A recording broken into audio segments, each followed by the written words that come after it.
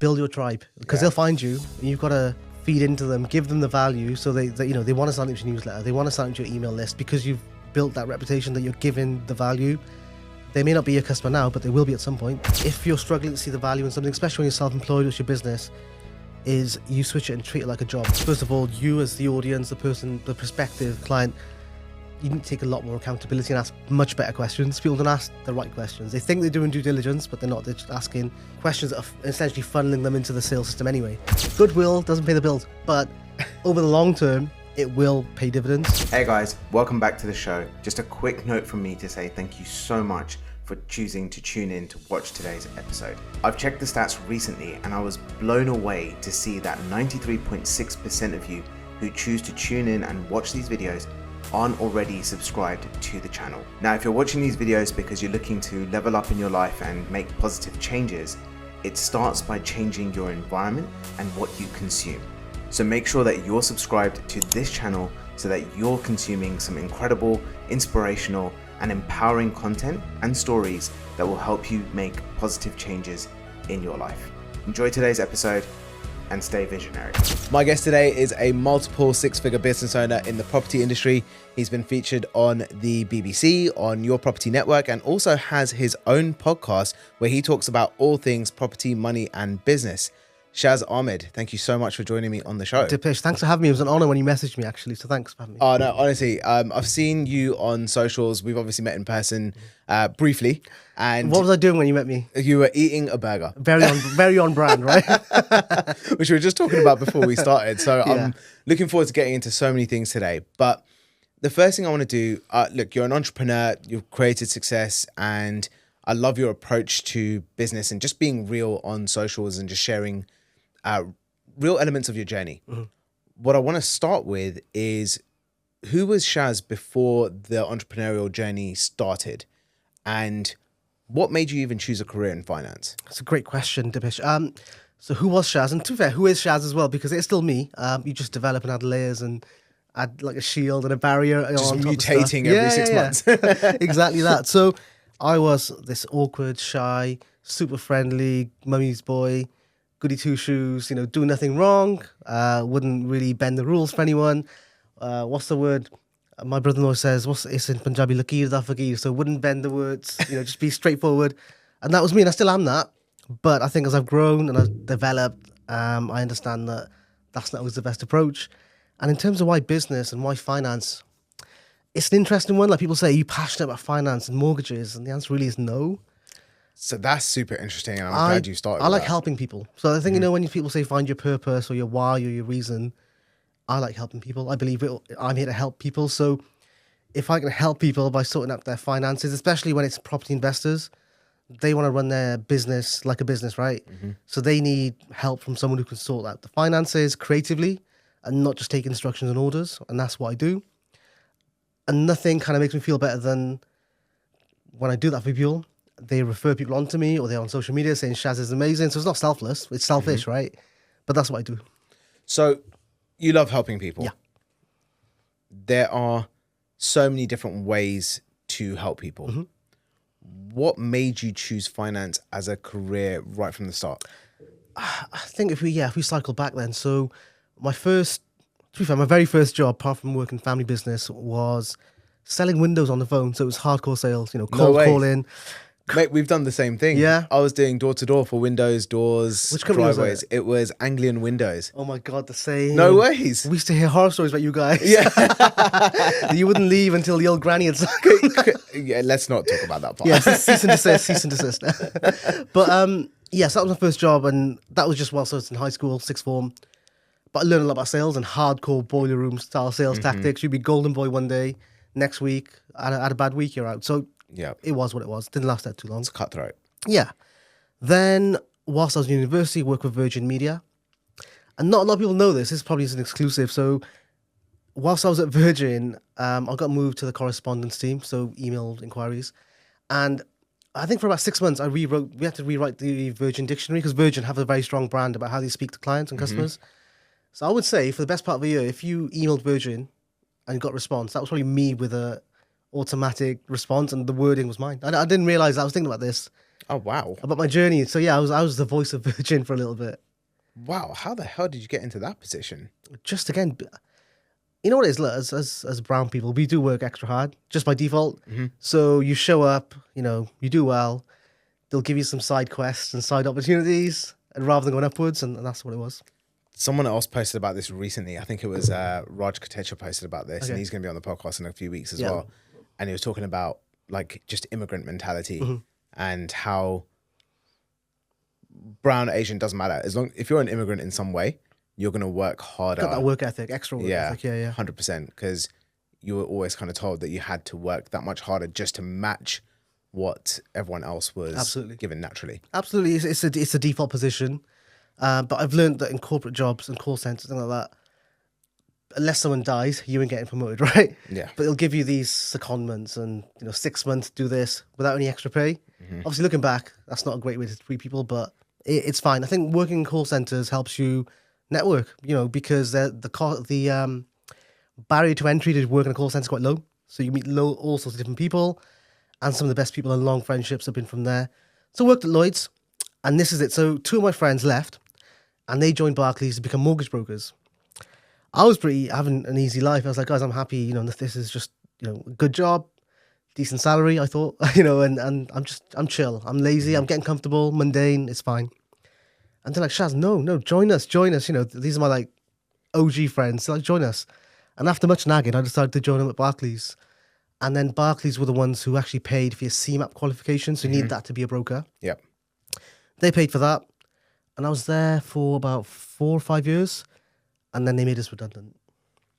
But they moved the jobs to like bloody Liverpool, right? Okay. Not even offshore. I can handle that. But Liverpool. And that accent, you know what I mean? Just for everyone else listening, Shaz is also living in Wales, so it's probably even more. Yeah. It's like, anyway, I'm not going to imitate it right now. So yeah, moved to Liverpool. But then that was a blessing in disguise, I think, because made us redundant, 6 months garden leave, a couple of grants to be retrained in different things. I used mine to do marketing rather than anything finance related. And I took 6 months, just chilled out. Then I got a job as a mortgage broker. When you say you used yours to do marketing how? It was the CIMs, which was, what was it? Oh, CIM. the Chartered Institute of Marketing. Yeah. So I went to Manchester. Oh, you nights. actually went and used that to get a qualification in Yeah. marketing? So it was Okay. like, one was about copywriting, Yeah. and one was something else. And I think it was, not that I did it intentionally, but I kind of thought these are things that could help me in different jobs, in different roles, in different businesses, as opposed to just being a mortgage broker. So I did that. I also did one about Photoshop and Creative Suite, how to use those tools. Excellent. Um, Just leveling up in just all trying to different level up, areas. and just because I've always been quite creative, always been good on the computer and doing those sorts of things. I did media studies in university, so always looking at that kind of thing in general. So yeah, after Barclays, 6 months, I didn't do nothing. Obviously, I chilled out for a little bit, set up the burger restaurant, which you might ask me about. Yep. And then after the 6 months, I was like, I need to get back into mortgage broking because this business is quite small and it's 3 of us, 3 partners. So I need to actually have a job that gives me consistent income. And I became a mortgage broker. Now, just for people watching, listening, mortgage advisor at Barclays, that's a call center. It's churn and burn, residential mortgages. That's kind of what that is. Mortgage broker, or at least what I did, was buy-to-let inquiries, investors, HMOs, bridging, completely different. The language was different. The attitude was different. The pace was different. And if I'm honest, it took me a good 6 months to actually get good at it. And also the networking side of things. And I didn't know what a HMO was or bridging was at that time because it was completely new. And suddenly when I got good, about 11 months, they sacked me. Wow. And that was, people say, what's your lowest point? I think that was the lowest point. Why did they sack you? Officially, it was weird. So that was the month that I finally built up my pipeline, got a big bonus due to me, and that was the month. But I remember being called into we all then had a day of meetings. And I remember the boss was terrible, red flags all over, but everyone else's meeting was half an hour, mine was 5 minutes. And I was like, okay, this isn't something again is not right here. And I went in, he's like, can't work with you anymore. I was like, what do you mean? He goes, yeah, so, I've had some complaints about behavior. Oh, no, just general things. And I was like, you sure? Because everything seems to be going really well. No, I was like, okay. And the problem was, as a small business, that boss was HR. He was all the levels up. There's no one else you can complain to, right? So, yeah, let me go. But then the conversation we had there versus what was written on the termination letter was completely different. That was accusations. So I was like, nah, I can't stand for this. Now, luckily, I've never really spoken about this actually. Is it interesting? I had been paying into the union forever. £8 a month, I think it is in Wales. And I thought, okay, so I've been sacked and I've had this, I could deal with being sacked because I can get another job. But this termination letter actually, it's like, that's not fair. That's reputational damage, right? So let me call the union. What rights do I have? And they were like, well, you've not been there long enough to really have full employment rights, but you've got legal aid because you've been paying into the union for like years. That's interesting. Let's do it. So I took the company to tribunal, and the day of they settled and gave me money back, which was great. And it wasn't a lot of money, but it's more about the principle. But I remember being sacked and then just sitting in my car in the car park thinking, what on earth has just happened? What am I going to tell my mum that I've been sacked from a job? People like us don't get sacked from jobs. Do you know what I mean? Without a valid reason, I've got no job to go to. What am I going to do? And that was definitely the lowest point. And then I met, I guess, my unofficial mentor. He didn't know it at the time, but he was kind of the guy who nurtured this whole thing. And he took me on, no questions, but on a self-employed basis. And I was like, listen, can you at least give me a retainer? I've got X amount of bills. I need to just cover costs. He's like, no. I was like, what do you mean? He goes, I can, but if I do give you this retainer for £1,000 a month or whatever, you're not going to be as hungry or driven. So work off of zero, spend money on your credit cards, overdraft. So you'll be, have a fire up your bum to do this right. And it worked out really well. I kind of landed on my feet. He opened up a lot of doors for me. So it wasn't a case of, here's loads of clients, but it was a case of, listen, go to this event because this is happening, or speak at this event, or, go to this networking room. And I said yes to everything. For the first 12 months, it was just yes, yes, yes. And that's where the whole Where's Shaz name comes from, because when I was networking for the first 12 months, I was at every event. So everyone was like, oh, where's Shaz? Where's Shaz? Just at every single networking event you could possibly be at. Exactly. Okay, few things I want to kind of pick apart there. First one, just going on what your mentor did for you. And, you look back at that and you go, that was definitely a blessing. Do you think that most people would be able to survive in that situation or be mentally equipped to be able to deal with knowing that they have bills but still work off zero and have no retainer? I'm going to say no, because I know this now as an owner of a mortgage brokerage. So when I'm trying to recruit, if I want someone who's self-employed, they want a retainer, or they don't understand the rationale I'm giving them. They want to be employed with a guaranteed salary and they want to be fed leads, which doesn't make sense for the business. So yeah, no, I won't say most, but a lot of people don't get it. They don't understand the opportunity. So yeah, no, I don't think you could show everyone the door, but they're not going to all walk through it. Because I've always worked on a commission only basis. Essentially, you eat what you kill. 100%. And I think it takes a very specific person to be able to do that. And what do you think your mentor saw in you that made him decide that this was going to be okay for you? Well, we've had chats about this now. So because I've left on very good terms, and that was really important to me, that I don't leave him in the dark or kind of bring it upon him. We kind of manage it through. So he said, look, I can tell you're a good person. I can tell you're going to work hard. You're not going to ruin the reputation of my company.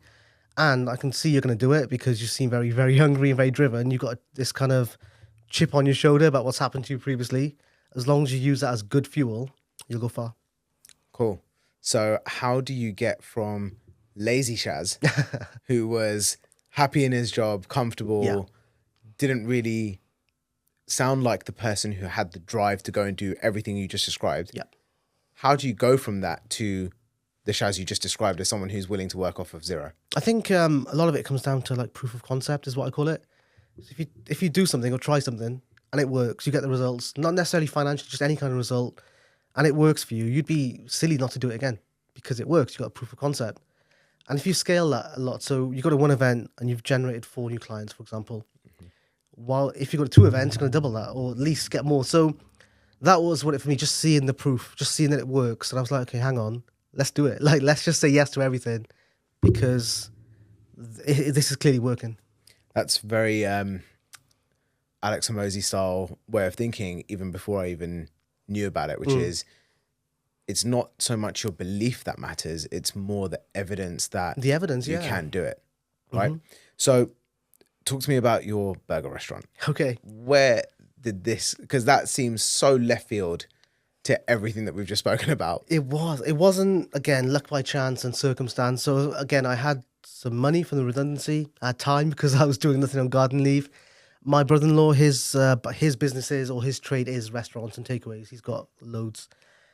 And my involvement in those at that point, up until that point, was designing. I used to do the branding, like I used to do the logos and menus on it. I enjoy it up until that point. And we were just sitting around and like, hey, listen, there's a like gap in the market in Newport, my city, for a halal burger restaurant. Why don't you set this up? And he was like, well, hang on, you're doing nothing right now and you got some money. Why don't you go in with me on this? And I couldn't think of a reason to say no. Like, this wasn't because I was motivated. I was just like, how do I get out of this? Okay, I was like, okay, fine, let's have a conversation. And we did it. And it was my little baby. It was me, him, and his business partner. So 3 ways. We were award-winning. So, it was great. I enjoyed it. I enjoyed the whole process. I learned a lot about the food trade from that. I was the working partner, as it were. So I was there every day. But after a while, because I was getting good traction on the mortgage side of things, it just didn't make sense to do both. I'd be in the restaurant on my laptop doing mortgages, and it's like, something's got to give. And actually it's this, because there's 3 of us here. Whilst the business is doing well, it's not well for 3 people. So fair enough. Now, you're quite outspoken about this on socials. am I? You are. Not in a bad way, but I think it's more around just being truthful and being authentic. Now, you're in the property industry. You are also very well aware of people in the education industry of property as well. And there's a lot of people out there who are doing their best to sell courses or education in some way or form. Using your words exactly, how do you differentiate between a property guru or a mentor or an educator who's genuine or one that's selling you shit? So I think, first of all, you as the audience, the person, the perspective, the kind of client, you need to take a lot more accountability and ask much better questions. People don't ask the right questions. They think they're doing due diligence, but they're not. They're just asking questions that are essentially funneling them into the sales system anyway. There's tangible things like Company's House. If someone says they've got 15 properties, check on Company's House, put their name in, they've got a limited company, how many charges are on there, you can see how many they own, right? Again, people who flex a certain lifestyle, nothing wrong with that if that is their lifestyle, but if it's a hired car, hired apartment, hired private jet, and then there's a call to action saying, buy my course, nothing is quick, nothing is easy, it takes time. So if you're being sold that quick dream, unfortunately, don't be a fool and research harder, ask a lot more questions, ask for testimonials, ask for, other people who've gone through your course and made him become millionaire. I see a lot of people, so this is now, because I'm passionate about this. I see some coaches who just talk the big game. Yeah, if you look through their socials or their coaching platforms and try and find out what other mentees have they got that have done amazingly well, there's none.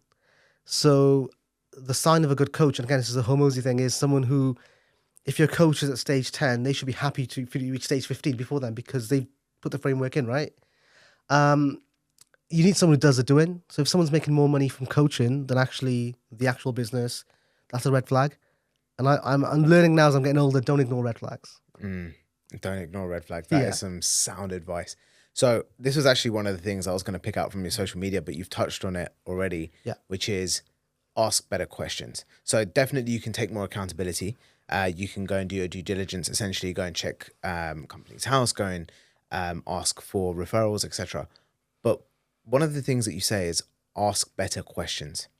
Give me an example or examples of what some of those questions could look like so that people could just be more aware from listening to this podcast and then use that the next time they're faced with an opportunity to potentially work with someone who might be an incredible person to work with, or it could be someone who's going to completely rinse them and ruin the next 6 months of their lives. Yeah, absolutely. So ask better questions. First of all, understand you as a person. What is your preferred strategy? Do you want cash flow or do you want a large capital pot coming back in?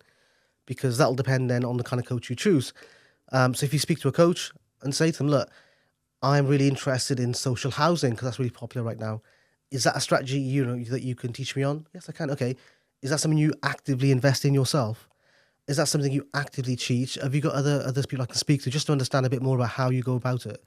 Or, I learned better in this way again, is that something you can accommodate? Because some people don't. They don't do face-to-face, or they don't do one-to-one. They might do like a classroom session. Everyone learns differently. You have to know a bit more about yourself to then ask those questions. And yeah, it is things like, this is my budget. I've got this much money. What can I do with that money? As opposed to, take my money and teach me, or give me access to your e-learning. Well, once you've accessed it, how are you then going to implement that? You need some structure, or you may not. It depends on the kind of person you are. Let's talk a little bit about sales. Okay.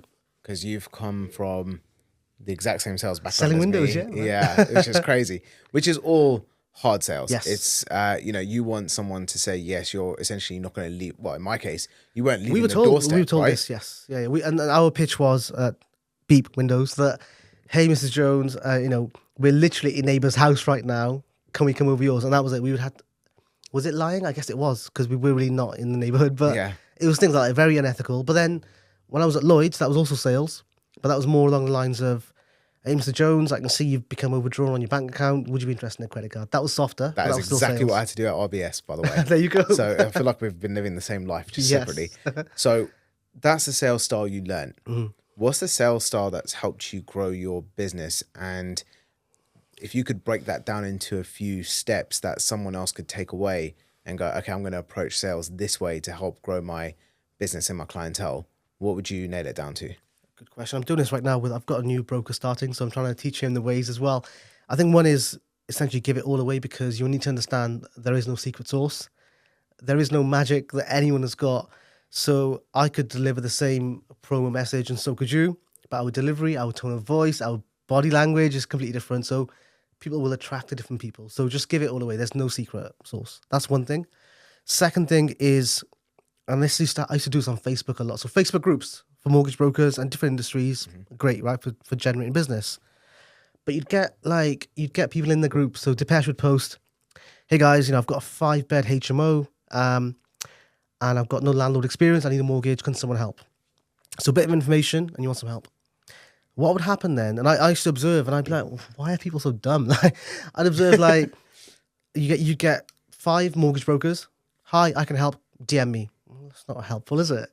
Then you'd get 5 people who'd be like, oh yeah, DM me and I'll introduce you to my broker. Again, that's not helpful. So I'm like, okay, let me be helpful. Okay, so Depeche, based on what you've said, this might be the answer. Also this is what I do. If you want a bit more help, feel free to message me. It's a softer approach. You're adding value. They can see that you know what you're on about. And that used to work amazingly well. And I'd also get messages off the back of that from other people saying, oh, I saw you post in that group. You're really helpful. Can we work together? So be helpful, be useful, be valuable. Because whilst the world is abundant, right, it works both ways. There's thousands of mortgage brokers, but also thousands of clients. Why should they work with you? Figure out your USP. I love that. Definitely more of the give first, ask later. Yeah, it works. Concept, right? It works honestly. And I think find out your niche as well. So I know this is the debate. Should you niche down or should you not? It works for me because, again, in my industry as mortgage brokers, when I see brokers who lead with the kind of promo that, hey, I'm Shaz and I've got access to 90 lenders and I specialize in residential mortgages, buy-to-let mortgages, bad credit. We don't specialize in anything because you just said you do everything. If you specialize in something smaller, yes, you get less people messaging you, but they'll be stronger. They want to work with you, right? So that's also it. Yeah, I think niching's a huge topic that people talk about. And I know a lot of people sell courses off the back of like, this is how you're going to niche your market, blah, blah, blah.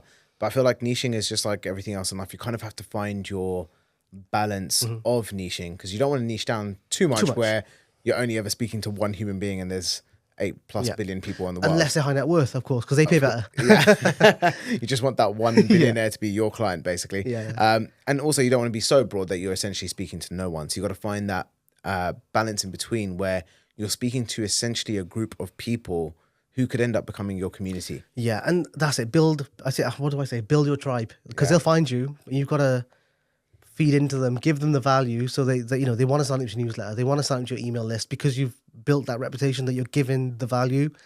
They may not be your customer now, but they will be at some point. And when they think mortgages or when they think, anything, you want them to think of you. What can someone practically do today to build the mindset that it's worth doing this over a longer period of time, knowing that the sale might not come today or tomorrow or in 3 months, but it could come a year and a half from now? So I'm going to paraphrase one of my favorite sales coaches, Daniel G, which I just said everyone should before follow we him, by the way. started. So what he says is like, if you're struggling to see the value in something, especially when you're self-employed or it's your business, is you switch it and treat it like a job. Because when you had a 9 to 5 job, you do what you were told without any question, right?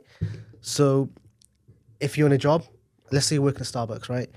Every day you serve the coffee, you offer them an upsell. Serve the coffee, offer them an upsell. There's no intrinsic bonus. You don't get commission. You just repeat, repeat, repeat. So if you're thinking, is this really going to work and it's a long-term thing, just treat it like a job, because your business is your job. You have a job and a role in your business. I love that. I think that's such a... I apply that more to social media, by the way. Some people speak to me and say, oh, Shaz, I don't really want to post. I don't want to post. I'm like, that's fine. So, you're not the kind of person who wants to post. Not everyone is. In that case, it's your job. Your business needs you as a social media person in your business to do it. So do it. I love that. That's such a simple and concise way to look at it. So I don't feel like doing it. Essentially, who cares? You've got to do it anyway. Because you do it if you're 9 to 5 getting paid a lot less. Yeah, 100%. So, yeah. Interesting. What's the worst mistake you've made in business, and what was the consequence? Worst mistake? Good question. Let me have a quick think about this. So yes, and this is asking the question. I took on another broker last year. Did not ask enough questions around how good or experienced they were, and essentially it meant that they weren't as good as I thought. They weren't ready to be let on their own, as it were. They needed a lot more supervision from me because I didn't ask those questions at the outset. I didn't allow enough time to kind of manage them. Had to let them go, or they left essentially on good terms afterwards. But I mean, in terms of what it cost me, what it did mean is the clients I did refer to them, they were not happy. And they're like, Shaz, look, we obviously were happy to use them because you signed them off, but actually this is going to affect what we do. Ultimately, it's not the end of the world. They're still working with me directly. Look, touch wood, business was set up in August 22. And it's been great. I think I've managed to keep networking within the industry, so with my peers, and still have the brand recognition and the clients and all that kind of stuff. Not to jinx it, but it's going well. And I keep waiting for something bad to happen, but it's going really well so far. What were some of the questions that you should have asked, which you didn't last year? I should have asked so instead of saying, are you competent at mortgages? How many cases have you actually done? That's what I should have asked. Because now I know you could be signed off as competent by your previous firm, even if you've done 3 cases in a whole year. Oh, wow. But in the real world, if you've done 3 cases, you really don't know much about mortgages. That's not a problem, but I should really, as a boss, as a manager, know that. It's about the repetition, right? Again, it's like the sales aspect. Yeah. If someone goes, yeah, I can sell and I'm amazing, I've got 100% conversion, but you've had 2 conversations in the year. Your sample size is too small. Yeah, exactly. Like there's no way of understanding what that sample size would look like if you spoke to 200 people. So it's a completely different ballgame entirely. So you're relatively new to managing a team, and the goal here, I'm assuming, is to grow a team. Yes. What do you think makes you a good leader, characteristics wise? I would say the first thing that comes to mind anyway is that I have done it. So when I speak to new or younger brokers and I'm trying to explain to them the benefit of networking, benefit of building a personal brand, social media, I was that person a few years ago. I was like, why would that work? I don't want to do it. It sounds really lame, and posting and stuff. I know it works. And I if you speak to some of my kind of hometown friends, they say, Shaz, you're the last person we'd expect to be doing all of this, but clearly you're doing well, so well done. But so I could be that prototype of someone who doesn't really understand what networking is, doesn't understand what social media is or the benefits in business, but I've made it work. So I could teach that to people to help them scale and make a lot of money at the end of the day.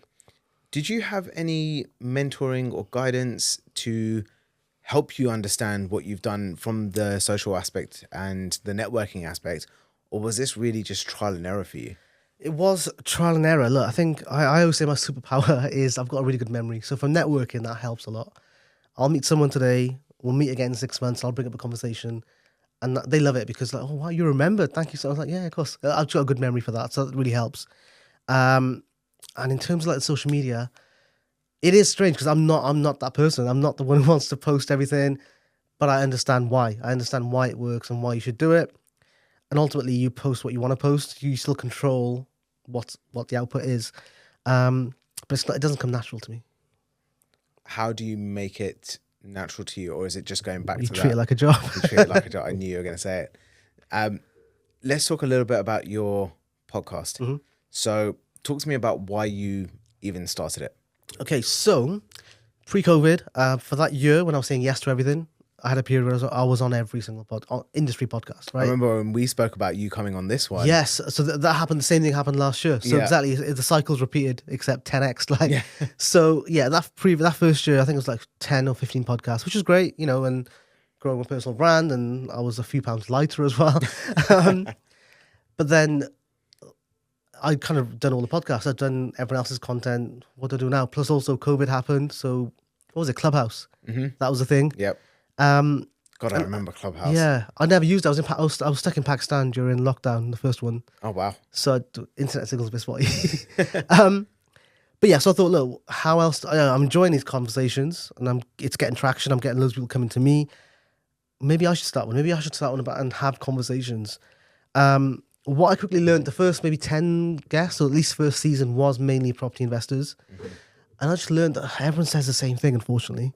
Like, everyone says the same thing. It's all rags to riches.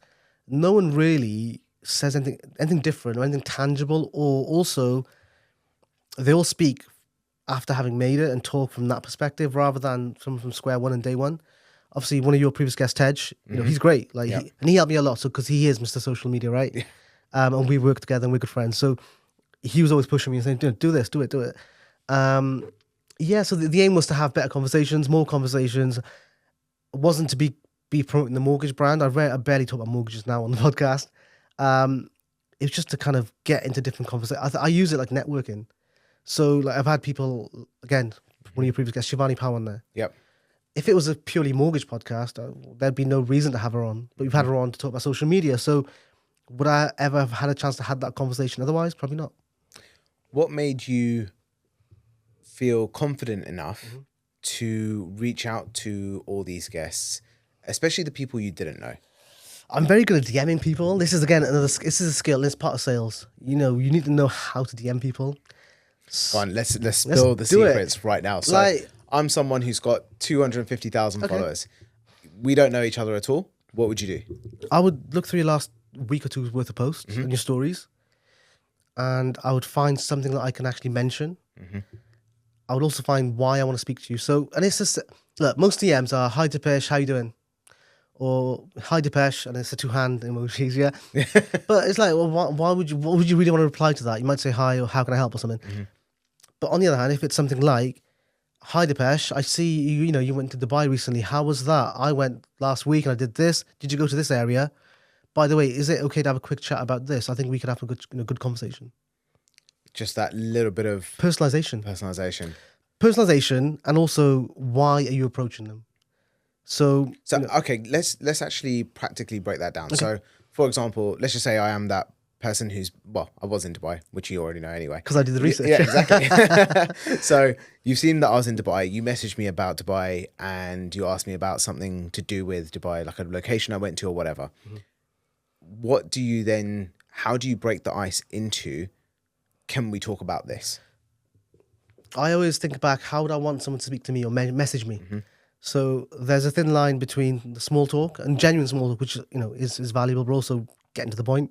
Yep. So you have that initial that is the icebreaker. How's Dubai? Did you go here? Yeah, it was great. You're not gonna ask anything further. You're gonna be like, okay, it was great, thanks. That was it. Amazing, Depesh. Now, Depesh, I can see on your bio it says you offer sales training and sales coaching. I've got this podcast. Here's a link, or here's the app. And you know what? I often cover topics such as X, Y, and Z. I really think we'd have a great conversation. Let me know if you're up for it. I can send you the link to book on. That's amazing. Sell me this pen. Tell me this pen, exactly. How many people do you think people should be reaching out to per guest booked? How many can you handle? How many can you manage? So for me, I don't do it a lot because I've got a business to run, but I don't do it often. But if you're looking to be a podcaster and that's what you want to do, message everyone. Message everyone you think you can have a good conversation with. Because I guess it's like sales. What's the conversion? 1 in 10, right? Yep. Is what they say. So message everyone. But you got to be genuinely interested. If it's bland and vague and generic, nah. But if it is genuinely like that, I've seen what your content does. I love what you're saying. Let's have. Because again, you got to think of it this way as well.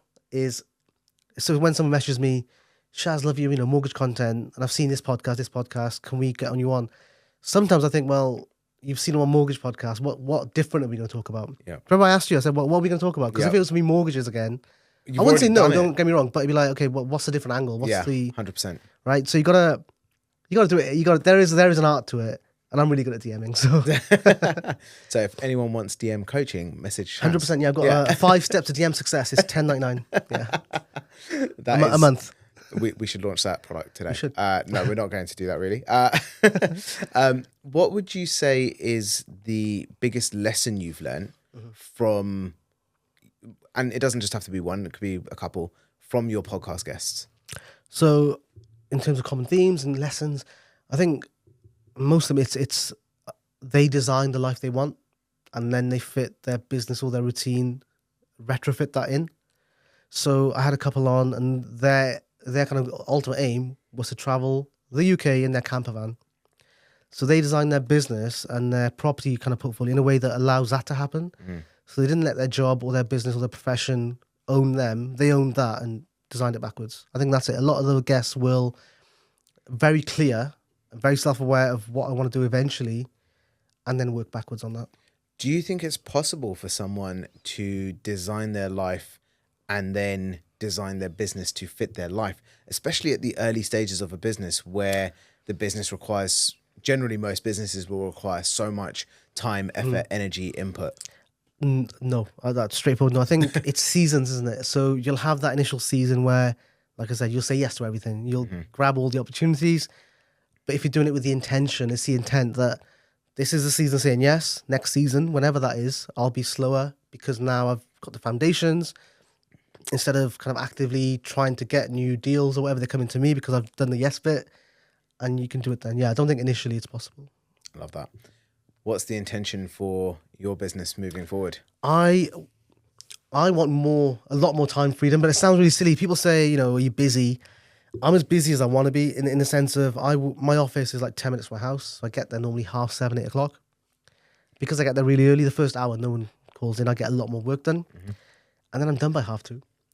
So if someone tries to call me after 2:30 and I don't answer, it's because I'm either in the gym or I'm at home. And that for me is balance, right?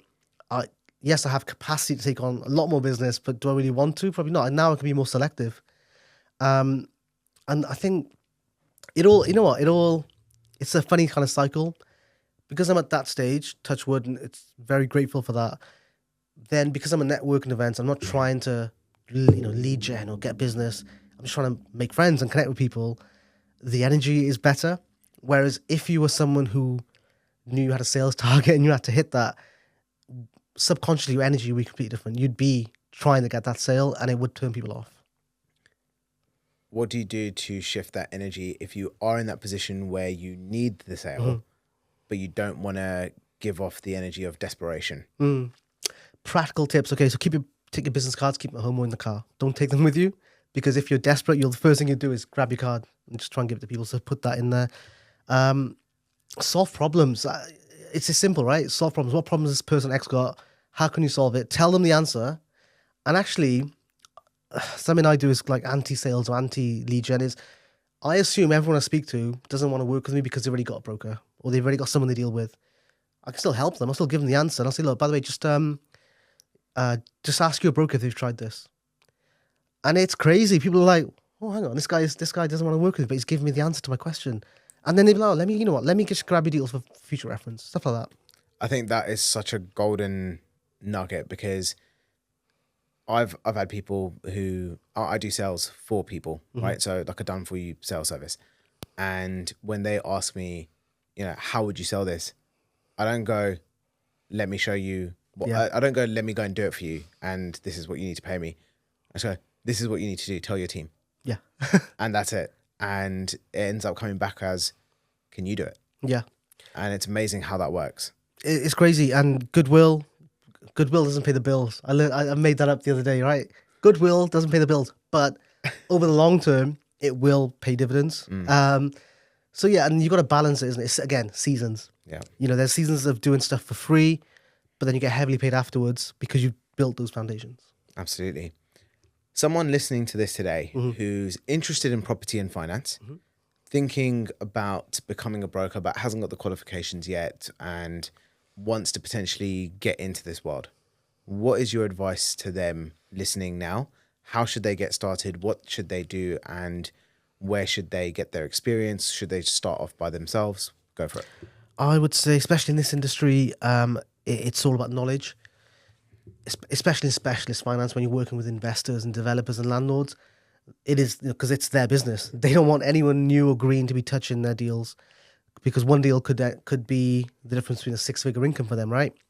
So you need to be absorbed and immerse yourself in that life, in that language. So go to networking events, and people say, "Well, what do I say I do?" Well, tell them what you do. Like currently you're working in this, and now you're training to be this. But you need to kind of make connections, and it's like a web, isn't it? You don't know who's in what room, so just be very open to opportunities. Learn the trade. CMAP is a qualification. You need it, but it's so cheap. You can get it on Groupon for like, I think, 600 quid or something. It's a great place to start. It is. CMAP is one of the cheapest and easiest routes to get a good qualification that means you can stamp and certify people's passports. Like solicitors and accountants. Yep. Also mortgage brokers. Optometrists, pharmacists, doctors, they can all do that. So you can do the same thing. After getting CMAP. And it's multiple choice. But yeah, the CMAP is a tick box. It's more about being the person, right? So becoming the valuable person, becoming the go-to person that does what they say they can do and offers what they say they can do. And do you recommend that someone should go at it by themselves right at the beginning, or do you think they would be better off, like how you had your journey where you had a mentor, you were working with another broker, but like you said, a lot of brokers are like, "This is my pie, don't touch this, or you're going to mess us up." How do they navigate that? I would definitely say work or shadow or work with someone. And you'll find loads of people, because there is abundance. There's loads of brokers, but also loads of clients and investors. So you'll find a good mentor to work with, work under them. Yeah, they might take a percentage cut, but that's how business works, right? But the value, what you'll learn, the practical value, there's a lot of intangible stuff that you'll learn from people. So if someone asks me, how do you become a good broker? Well, there's so much I can't say or teach. It's just on the job that you'll learn. You have to get started, right? Yeah, so I'd say definitely worth getting, not necessarily an official mentor, but working with someone or under someone in the early days. And especially in those early days, so should someone go and find someone who's in the career doing it, or should they look at paying someone who might be able to help them as a mentor? That's an interesting question. I think I would ask you the question to that one. I think you could pay for mentors. And often, some people I've encountered, they pay for mentors who are not necessarily in the mortgage business, but just business mentors in general. I think there's value in that. But I think in the mortgage world, you do have to be immersed in that specific field. So it's worth in that area. Yeah, I completely agree. I think that, especially in this field, like you said, there's certain things that you can only learn when you're actually shadowing someone who's doing the doing. And actually then get the nuances of how the business works. Yep. For sure. And like people sometimes, they see my tone on emails and that's a bit short, a bit direct, isn't it? Yeah, but I know the client, they know me, and that's how they want to be communicated with. So, I don't often put, "Hey, how you doing? Kind regards." Not to be rude, it's just I know some clients don't want that. They just want quick. So just want the one-liner, the answer. Yeah, because they're sat in the auction room. They don't want to know how your day's been. But you got to adapt to your client, haven't you? That's it. Okay, so he's on his phone. He is. So I've done a bit of a deep dive into your socials. Now, we already spoke about the social media in terms of who's fake, who's real, and what are some of the better questions that you can ask. But I've got 2 more things that I've dug up, which I really liked. Yeah. So I just wanted to get a bit more of your insight into it. The first one was, you have to be everywhere. You have to be a person of influence. Who does that apply to? So for me, that means being, omnipresent. When people come to me and say, "Shaz, you're everywhere," I'm like, "Thank you," because job done, right? So people say that even right now you're everywhere. Well, actually, this is the first podcast in like 4 months. I've not been to London in like a month, but because I'm good at social media and how I post and how I document, it seems like I'm everywhere. Or you might tag me, someone else tags me, I reshare that. I understand the game, right? Omnipresence means that you and your brand and what you stand for is front and center. So when someone thinks, let's say mortgages, I might come up in the first 3 people they think of. And that's not because they work with me. It's because when they think of that, they know me, or they know someone that knows me, or they've heard about me, or they've seen me. But you've got to make it work for you. So I think I've been very good where I actually, I don't post a lot on Instagram either. People are like, oh, you post all the time. It's like, no, you see me all the time. I don't post that much. It's manageable. And again, I make it work for me, not the other way around. But it takes time to get there. So omnipresence, I believe, is super important, especially in a niche industry. If it's niche, then you want to be that go-to person for that niche, right? And how do you think other people who, let's just come out of the mortgage industry for a second, even the property industry, how could someone who's not even an entrepreneur benefit from being a key person of influence? So let's say you're in a job. Let's say call center job. Okay. And either you're working very hard, but you're not really putting your head above the radar. You just want to get your job done, go home 9 to 5, happy days. Or you're person B who's doing the same exact thing, but also you're offering to do a bit of extra work. Or you're taking half an hour at home to come up with a concept that may not even be accepted, even looked at, but it shows you're willing and you try hard. Your name will come up in certain meetings, and then when there's opportunities, they'll be like, oh, you know what, this guy clearly wants to do more than just this bit. Let's offer it that. So that happened to me. And when I was at Lloyd's, Lloyd's were merging with Bank of Scotland, I think at the time, or Halifax. And because I'm like, I'll do it. For 6 months, they paid for me to live in Leeds, then Liverpool, to help with that. That would not have happened if I wasn't getting my name out there, my face out there. And it's not being about goody two shoes or even being sly and being slimy. It's about being genuinely available and interested and interesting. I love that. Absolutely agree. And the second one that I got was, you can sense when burnout might be on the horizon. Okay? Yes. How do you practice, as someone who's been through burnout, how do you practice the self-awareness today to stop yourself from getting to that point again? So right now, I mean, it's easy for me to say now, is I can tell when I'm doing too much. And what are some of the signs? A little bit now. So I'm a bit under the weather, and that is because the weather's changing, a bit of man flu, but also because I've been having a few traveling days. And it happens when I travel more than once or twice a week, I get a bit down. Now, what that means, if someone says to me, oh, Shaz, do you want to come to Birmingham tomorrow? I say no, because now I know it's not in the best interest of my health. You have to, I think self-talk is important. There's various ways you can know about yourself, questionnaires, Myers-Briggs or whatever. I do a lot of self-talk and just talk to myself. I don't journal, I don't write stuff down, but I'll just, in my own thoughts, how am I feeling? Do I have capacity to take more on, whether that's more of a travel, more work, more clients, more phone calls? My diary is busy, but it's busy in the way I want it to be. If someone says, do you want to come have a phone call tomorrow? Yeah, I've probably got a few hours, but I don't really want to. So I'll say no, because I need to manage my own mental state. And the same with I think gym helps as well. I know I eat a lot and I've put on a few pounds, but going to the gym is a good release, and that block of time, no one should contact you. You should be all focused, and it does release a lot of tension. But yeah, back to what you said in your question. I think for me now, I'm in control. How many people do I want to speak to? How much traveling do I want to do? Who do I want to see? What event do I want to go to? And this is the reason I don't get FOMO anymore. If I want to be somewhere, I'll be there. Everything's got a price tag or a ticket price. If I want to be there, I'll be there. Or I didn't want to be there bad enough. And that's how I look at it. And for Shaz from the past, who has gone through that burnout, what would you have done differently? I think it's necessary, if I'm honest. I think it's a necessary part of growing. So I wouldn't do anything differently. I'd still do it, because now I've gone through it. I know the signs, and I know what it looks like, what it feels like, what effect it has on your close relations. So now I can understand the symptoms and the signs. Now it's on me to be aware of it and not let it happen again. I love that.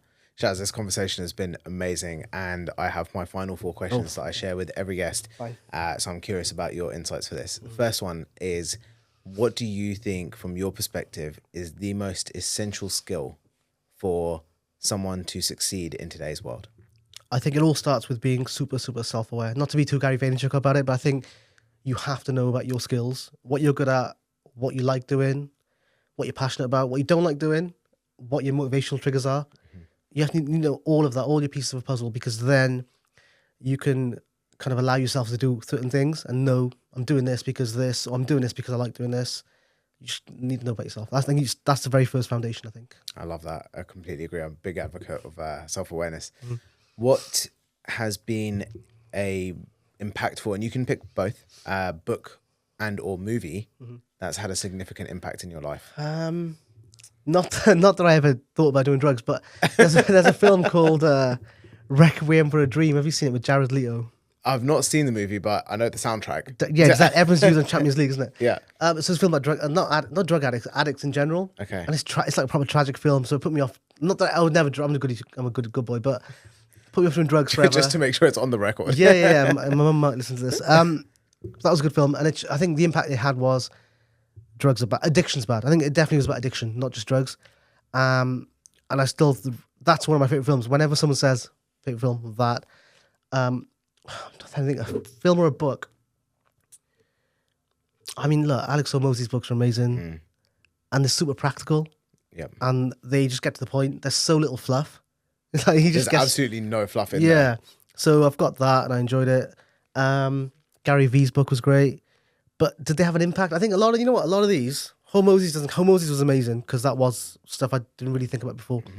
With Gary Vaynerchuk's, as I was listening on the audiobook, it was more a case of, I'm doing this already. Wow, I'm doing this already. So it more reaffirmed what I was doing as opposed to give me new tactics and tips. I love that. So even having the confirmation of someone who is that much further in terms of their social media game and presence and all that kind of stuff gives you that reaffirmation of I'm on the right path. Yeah, absolutely. Love that. This podcast, as you know, is called The Mindful Creator. Yeah. What does being mindful mean to you and how do you practice it? Being mindful. Okay, so I think being mindful means being aware, being intentional, and someone who takes action as well. So being aware is being aware of yourself and other people and adapting. I think sometimes some people are very reluctant to change themselves or humble themselves. And if you speak on networking, people are like, I'm not going to go to this event unless I get an invite, or I'm not paying for a ticket. Well, sometimes, no matter who you are, you have to humble yourself and go to a different room because, again, you don't know who's in that room. That kind of thing. So that's being aware. What was the second one? Did I say intentional. Intentional. So knowing what you're doing and why you're doing it and what the result will be of that. Because if you were like the old Shaz, mundane lifestyle, very comfortable, you'd just be floating through life and not doing much at all, right? You wouldn't be achieving anything. You'd just be ticking boxes. You want to be exceeding, but you have to be intentional with it. And the last one was? I thought you only had the two. Did you have a third? There was being... Listen, guys, I'm poorly, so please bear with me. No, it was, being aware, being intentional. I think being an active, action. Yeah, being an action taker. Because it's all good and well, me talking about this, or people listening to this, people taking courses, people having mentors. At some point, you have to actually take the action. In the property world, you could spend £15,000 on this course, 10 on this course, 10 on that course. Before you even bought your first house, you paid another £5,000 for a social media branding course. Buy the damn house, right? You know what I mean? Get the tenants in, they can start paying. But that's just an example. Yeah. But you have to take action. There's no point doing any of this self-work or self-improvement without actually taking action. I love that. We were listening to something the other day, and I absolutely love this because they were talking about the law of attraction. Yes. And the last 6 letters of the word attraction actually spell action. Action. So I did a post on this as well about the book. Was it The Secret? And I just did. I mean, look, that was a bit of a troll. I said, look, the book is nonsense. It doesn't work. But what I mean by that is, yes, the law of attraction.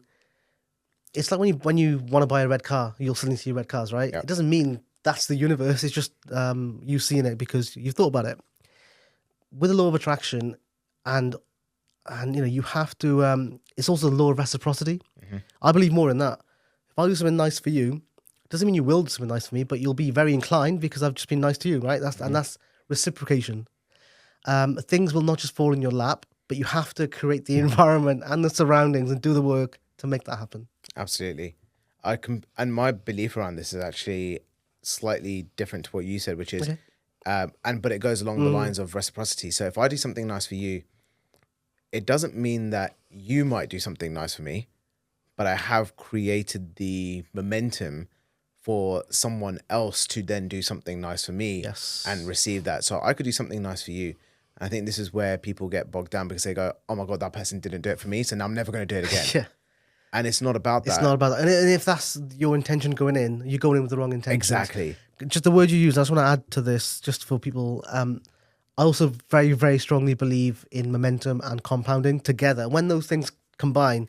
So as I was on my journey, as it were, right, and social media becoming a brand, you'll notice good things happen all in one go and they snowball.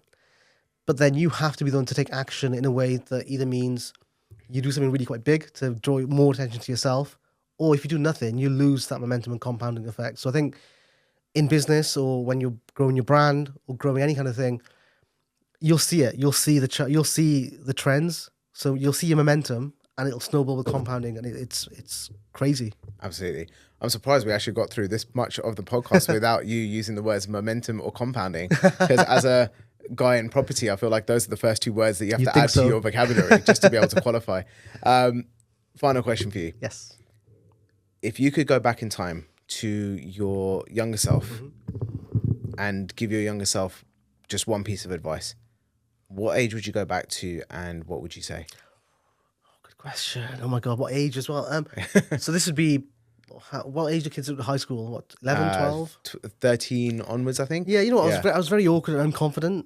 And I think the advice would just be, like, you're fine. You're fine and you'll be fine. I think that's all it is. I love that. Shaz, this has been a hell of a conversation. I really appreciate you taking the time to join me on the show. No worries. Thanks for having me.